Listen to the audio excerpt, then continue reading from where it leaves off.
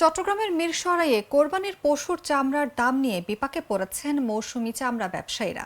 সোমবার উপজেলার বিভিন্ন এলাকা থেকে জবাইকৃত পশুর চামড়া সংগ্রহ করেন তারা।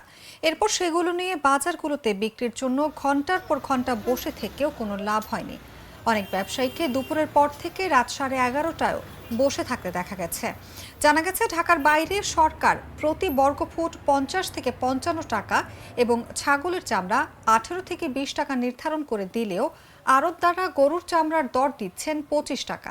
এ নিয়ে দর কষাকষিতে বিপাকে পড়ছেন মৌসুমী ব্যবসায়ীরা। তবে এ বিষয়ে বিভিন্ন সময় আড়তদাররা উপজেলায় ট্যানারি ও শ্রমিক সংকটের কারণে চামড়ার দর সরকারি হিসেবে না পাওয়ার কথা জানান।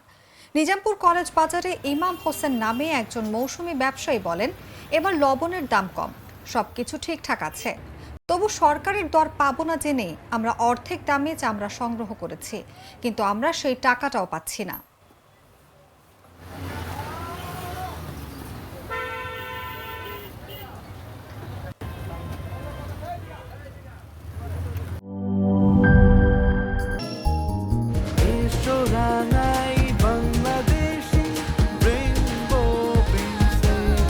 রেইনবো পেইন্টস, ছড়াও জীবনের রং।